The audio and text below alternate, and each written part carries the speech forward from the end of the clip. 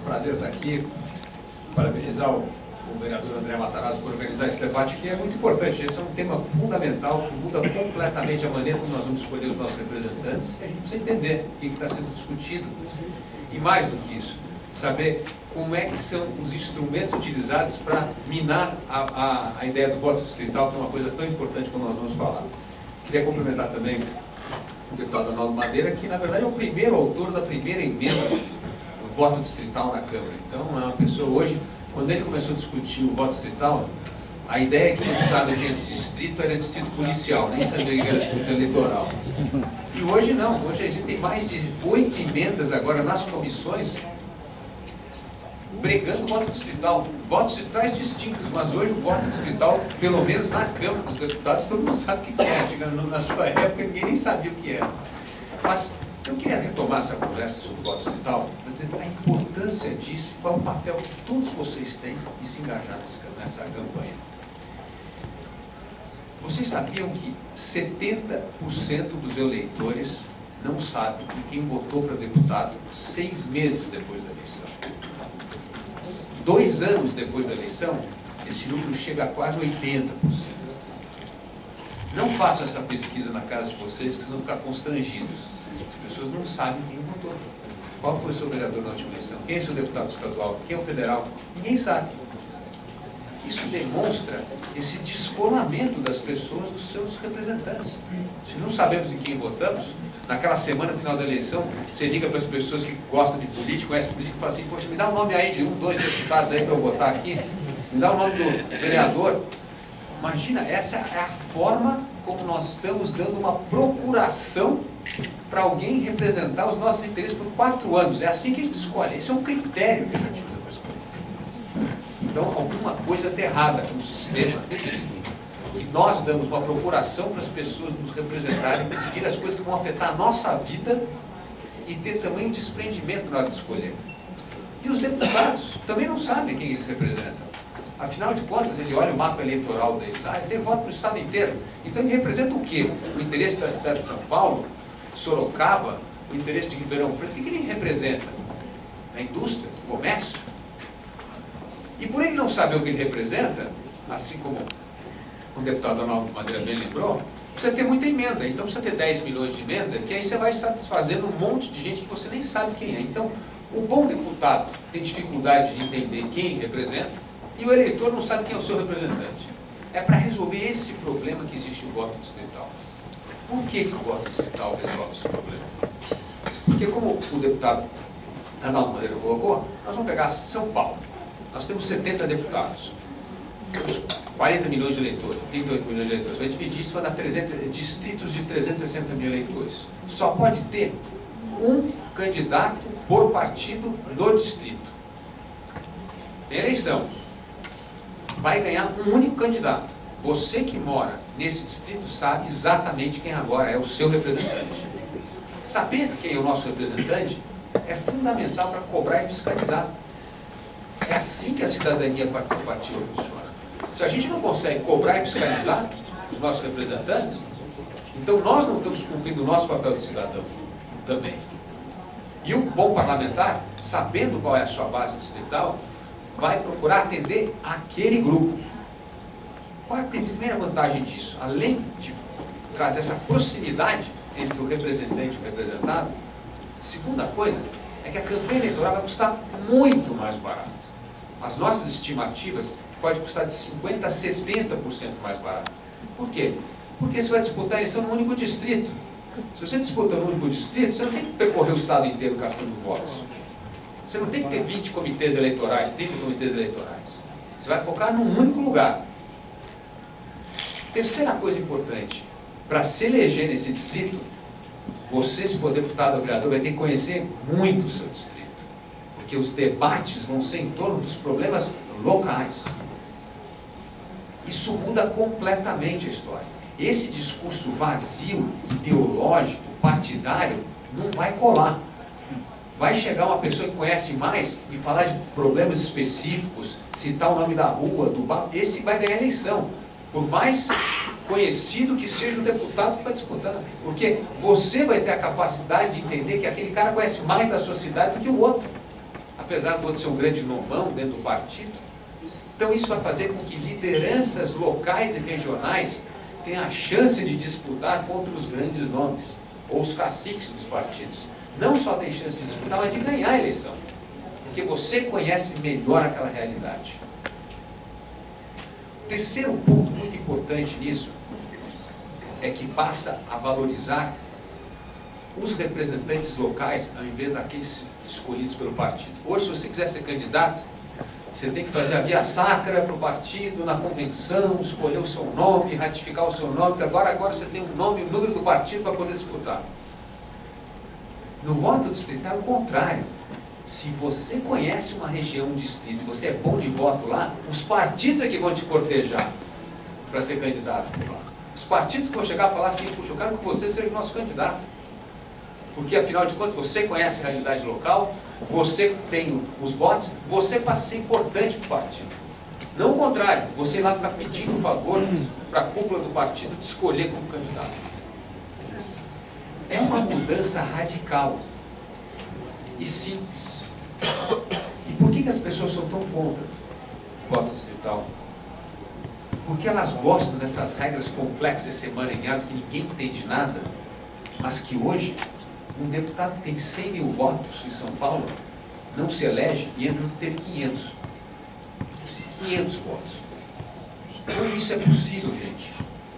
Como é possível um sistema, por causa das regras da coligação partidária, que uma pessoa que teve 100 mil votos não entra e entra outro que tem 500 votos, 600 votos, por causa de uma coisa chamada coligação partidária, que você vai descobrir um tiririca da vida para puxar voto, e só porque ele teve lá 1,5 milhão de votos, ele consegue eleger 5 deputados, gente que não teve voto. Ou seja, não tem só senador biônico, tem deputado biônico.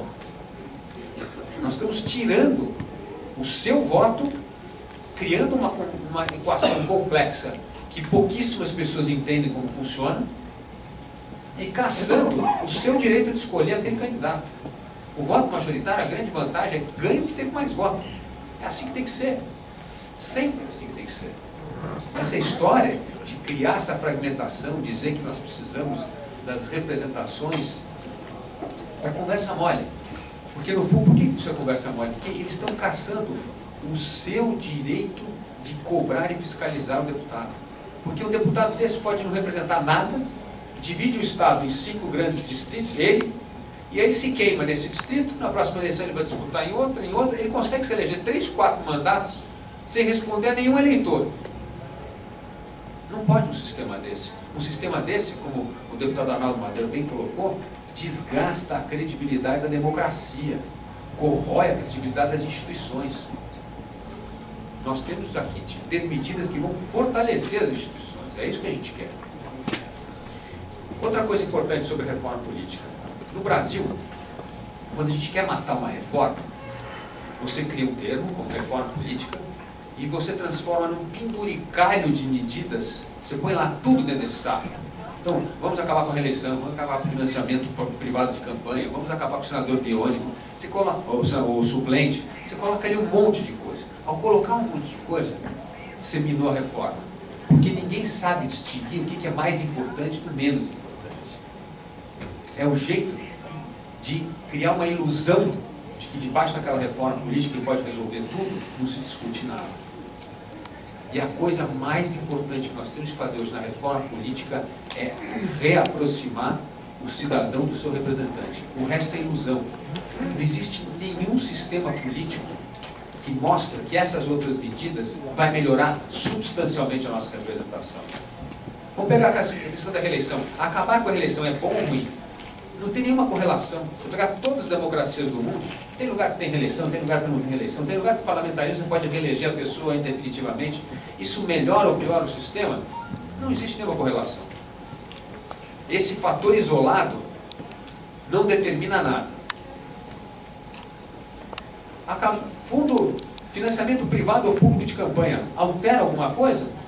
Não tem nenhuma correlação. Vou dar 2 exemplos. Nos Estados Unidos, financiamento privado de campanha é proibido. Mas o que eles fazem? Eles inventaram uma coisa que chama pactos políticos. Então é o seguinte, se eu sou um empresário, eu crio uma OCIP que diz que apoia o André Matarazzo, eu posso arrecadar dinheiro na iniciativa privada e a SOCIP pode doar dinheiro para a campanha do André Matarazzo, mas eu, como empresário, não posso doar diretamente. O dinheiro sempre vai descobrir um caminho para financiar a campanha, tendo regra ou não tendo regra. Essa história de que acabar com o financiamento privado de campanha vai resolver o problema da corrupção é mentira. Não vai, não existe nenhuma correlação. E o dinheiro sempre vai descobrir uma forma de financiar. Na França é proibido. E agora uma das mulheres mais ricas da França, dona da L'Oréal, está sendo processada e justamente tendo que responder um processo na justiça por financiar ilegalmente o dinheiro, a campanha do presidente Sarkozy, que foi o presidente passado. Então o dinheiro sempre vai descobrir um jeito de influenciar a política. Ainda mais num país como o nosso, que 40% do PIB passa pelo Estado.